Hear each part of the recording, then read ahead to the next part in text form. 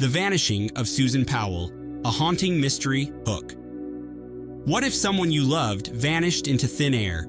A young mother of two, a midnight camping trip in freezing temperatures, and a husband whose every move raised more questions than answers. But here's the twist. What if Susan Powell herself left behind hidden clues about what might happen to her? This is the chilling story of Susan Powell, a woman whose disappearance exposed a web of secrets, obsession, and tragedy. Stay with us as we uncover the layers of a case that continues to haunt investigators to this day. Susan Cox Powell was a 28-year-old mother of two living in West Valley City, Utah.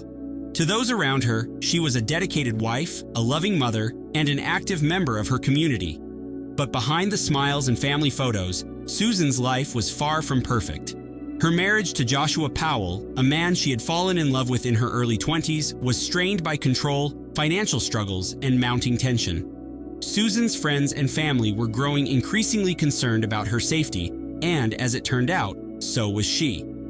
On December 6, 2009, Susan spent her Sunday like many others. She went to church with her husband and children, made pancakes for breakfast, and even had friends over to visit that evening. By the next morning, she was gone. What followed was a series of discoveries that left a trail of unanswered questions and a story that continues to grip the nation. Josh Powell's explanation for Susan's disappearance was strange from the start. He claimed that on the night of December 6th, he decided to take their two young sons, Charlie and Braden, on a spontaneous camping trip to Simpson Springs, a remote area in Utah's West Desert. Why would anyone go camping in sub-freezing temperatures, especially with a 2-year-old and a 4-year-old? The story didn't sit well with investigators or anyone else. When Josh returned home the following day, he found police at his door. Susan had failed to show up for work that morning, and concerned co-workers had already reported her missing. But that wasn't all. Investigators quickly noticed troubling details inside the Powell home. Inside the house, they found a wet spot on the carpet, which appeared to have been recently cleaned. Large fans had been set up to dry it. They also discovered traces of Susan's blood in the living room. Most chilling of all, Susan's cell phone was found in the family car, as if she had never left the house willingly. Despite these discoveries, there was no concrete evidence to link Josh to Susan's disappearance, at least not yet. As investigators dug deeper, Susan's friends and family began sharing alarming details about her marriage to Josh. Josh was controlling and obsessive. He kept tight control over the family's finances, often refusing to let Susan spend money on essentials. Susan, on the other hand, had been trying to assert her independence. She had recently started working at a bank and was becoming more vocal about her dissatisfaction with their marriage. In the months leading up to her disappearance, Susan took steps to document her fears. She wrote a secret will and testament, which included a chilling note: "If I die, it may not be an accident, even if it looks like one." She also recorded a video walkthrough of her home, detailing her belongings. The video seemed innocent at first glance, but with the context of her disappearance, it felt like Susan was preparing for something terrible. The case took an even darker turn when investigators began looking into Josh's father, Stephen Powell.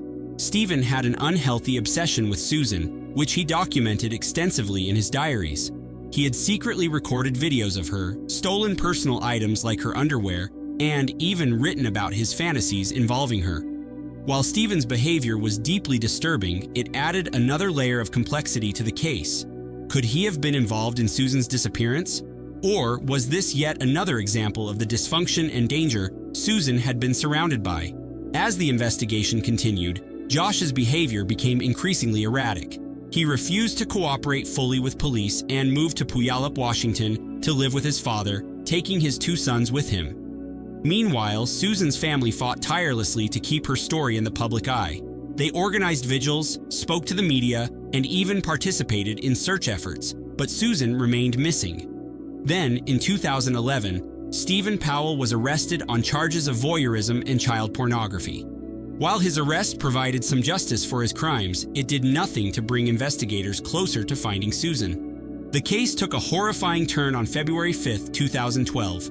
By this time, Josh had lost custody of his sons, Charlie and Braden, due to mounting concerns about their safety.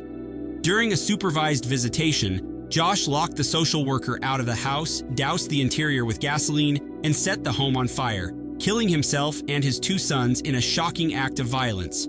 The explosion was instantaneous, and nothing could be done to save the boys.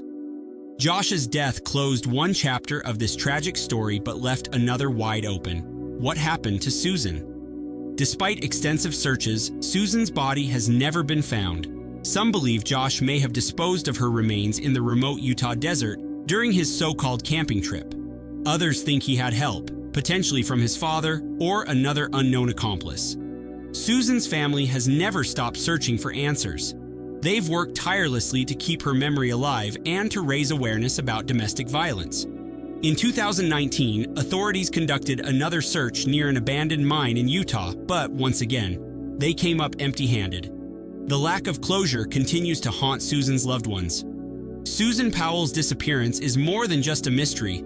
It's a heartbreaking reminder of the dangers of domestic violence and the importance of recognizing the signs before it's too late.